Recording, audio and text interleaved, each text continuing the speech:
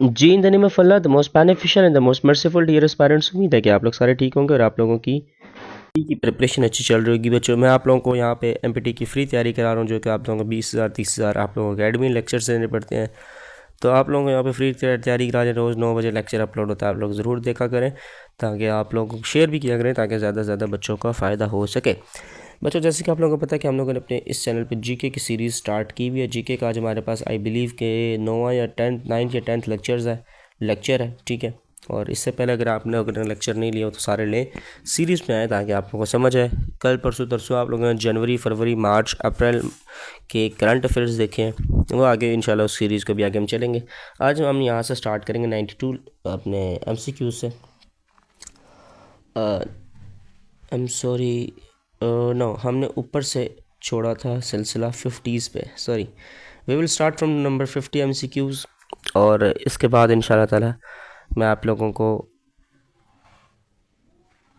आगे ये GSA के भी हम कर रहे हैं, इसके बाद हम GSA ख़त्म करके बाकी करेंगे। Anyway I am starting this lecture number 50 है the most abundant gas in the atmosphere. सबसे ज़्यादा गैस एटमॉस्फेयर में कौन सी है? तो सबसे ज़्यादा गैस एटमॉस्फेयर में है नाइट्रोजन, ठीक है।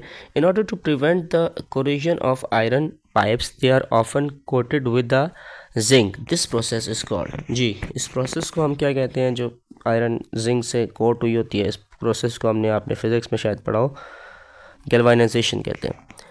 जो इंपॉर्टेंट चीज़ें हैं बच्चों मैं वो कराने की कोशिश करूँगा। ये बहुत इंपॉर्टेंट MCQs आप लोगों के सामने है। The main chemical substance present in teeth and bone of animals के दांतों में और हड्डियों में कौन सा होता है केमिकल?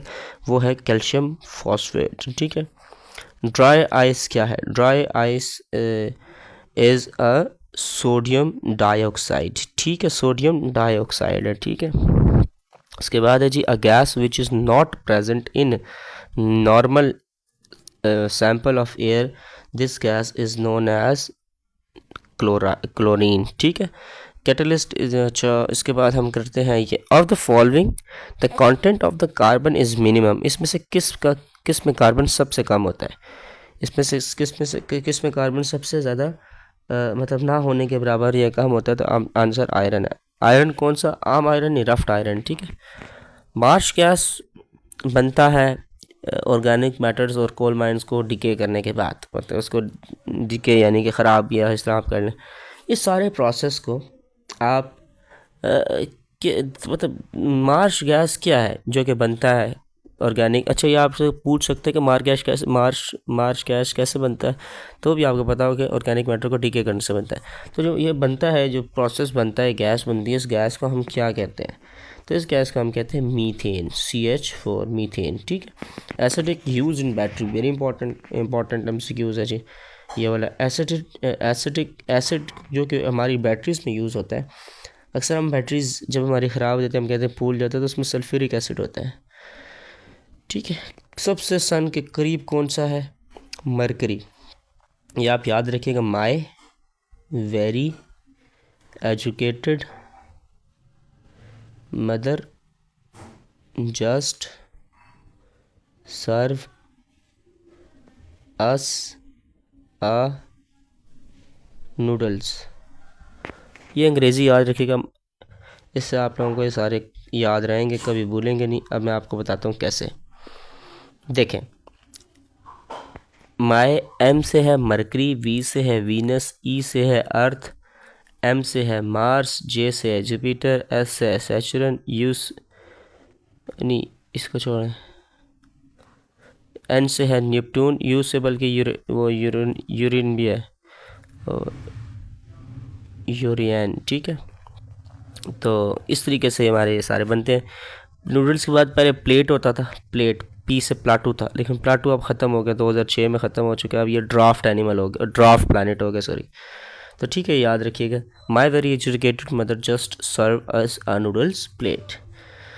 ओके हम आगे चलते हैं। एज्यूमिंग, ओहो सॉरी, अच्छा। उसके बाद है on the day the sun is nearest to the earth, जब सन सबसे ज़्यादा सूरज सबसे ज़्यादा करीब होता है हमारी ज़मीन के, उसको हम कहते हैं पेरीहीलियन।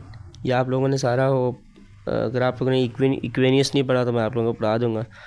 वो 21 जून और 21 मार्च, इस तरीके से मार्च जून इस तरीके से सारा होता है।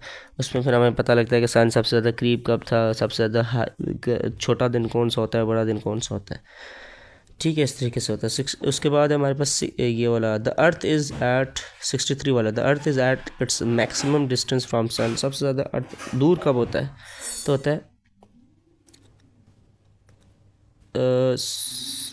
अर्थ सबसे ज़्यादा दूर होता है, yes the correct answer is number 4 जुलाई। 4 जुलाई को सबसे ज़्यादा दूर होता है।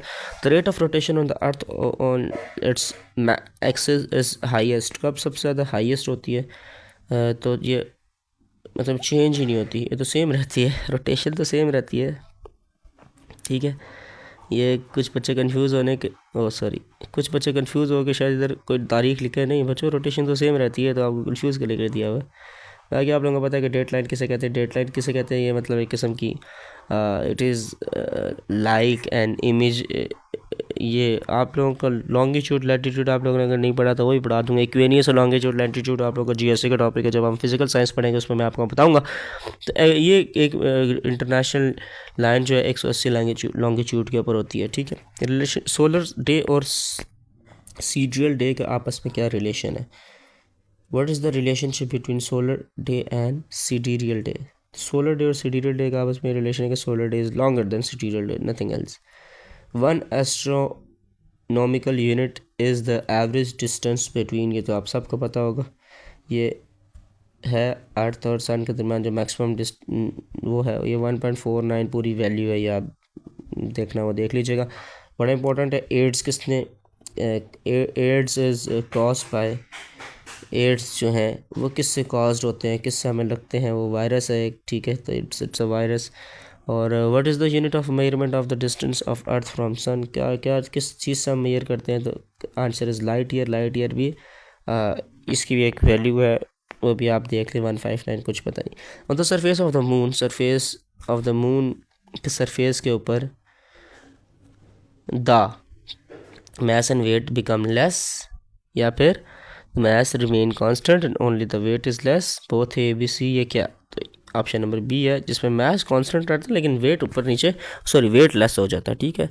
light from nearest star reaches the earth, सबसे नियरेस्ट स्टार से लाइट जो आती है अर्थ के पास वो 4.3 ईयर्स में आती है। और इसके बाद हम लोग करते हैं लास्ट,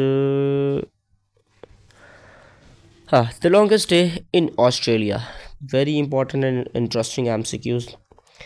ऑस्ट्रेलिया में लॉन्गेस्ट डे कौन सा होता है, 22 दिसंबर। 22 दिसंबर हमारा, आप लोग शायद हैरान हो रहे हो, 22 दिसंबर हमारा होता है सबसे बड़ा छोटा दिन, और उनका सबसे लॉन्गेस्ट डे होता है ऑस्ट्रेलिया में, ठीक है। एनीवे आज हम इसको यहाँ पर रोकते हैं, आगे आने वाली वीडियो में मैं आप लोगों को इसको आगे कंटिन्यू कराऊंगा।